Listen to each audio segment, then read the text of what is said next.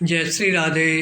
रामधारी गुप्ता खंड 2 प्रतिलेखन संख्या 98 गति 120 शब्द प्रति मिनट प्रारंभ करें।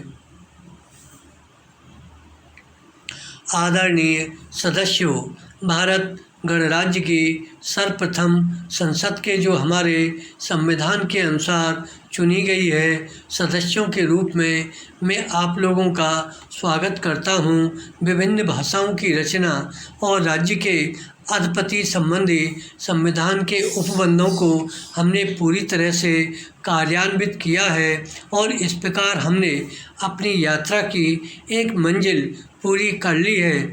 जैसे ही यह मंजिल समाप्त होती है दूसरी मंजिल शुरू हो जाती है। कोई भी जाति या राष्ट्र अपनी भावी निर्माण यात्रा में आराम से नहीं बैठ सकता। 17 करोड़ से अधिक भारतीयों द्वारा नवनिर्वाचित संसद के सदस्यों के रूप में आप ऐसे यात्री हैं जिन्हें उनके साथ साथ आगे बढ़ना है। आपका यह बड़ा सौभाग्य है और आप पर भारी उत्तरदायित्व है। इस ऐतिहासिक अवसर पर जब मैं आपके सामने बोल रहा हूँ, मुझे अपने प्राचीन देश और उसमें बसने वाले करोड़ों नर नारियों का ध्यान हो उठता है। भाग्य हमारे सामने है और यह हमारा काम है कि हम उसके निमंत्रण को स्वीकार करें। वह आवाहन महान भारत देश की सेवा के लिए है जिसने इतिहास के उषा काल से ही, जबकि सहस्त्रों वर्ष पूर्व उसकी कहानी आरंभ हुई थी, सुदिन और दुर्दिन दोनों ही देखे हैं। इस दीर्घ काल में इस देश को महान गौरव भी मिला और हमारा भाग्य विपत्ति में भी रहा। अब जबकि हम भारत की लंबी कहानी का नया अध्याय आरंभ करने वाले हैं, हमें पुनः यह निर्णय करना है कि हम उसकी सर्वोत्तम सेवा किस प्रकार कर सकते हैं। विराम। आपने और मैंने अपने इस देश की सेवा का व्रत लिया है।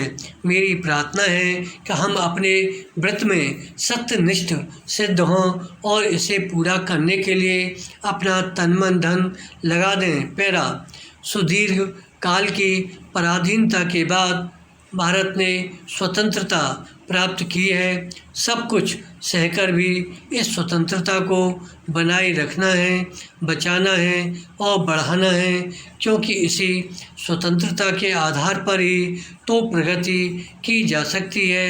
किंतु केवल स्वतंत्रता ही पर्याप्त नहीं है, उसे अपने साथ जनता को भी कुछ सुख लाभ कराना चाहिए और वे जिन बोझों से दबे हुए हैं उनको कम करना चाहिए। इसलिए यह बात हमारे लिए अत्यंत महत्वपूर्ण हो गई है कि हम तेज़ी के साथ जनता की आर्थिक उन्नति करने के लिए जुट जाएं और समता तथा सामाजिक एवं आर्थिक न्याय के जो उच्च आदर्श हमारे संविधान में अंकित हैं उनको पूरा करने के लिए हम प्रयास करने लगें। अपने सारे इतिहास में भारत ने मानवात्मा की कुछ अन्य प्रेरणाओं का प्रतिनिधित्व किया है। संभवतः भारतवर्ष का विशिष्ट लक्षण यही रहा है और अभी हाल में ही उस प्राचीन भावना के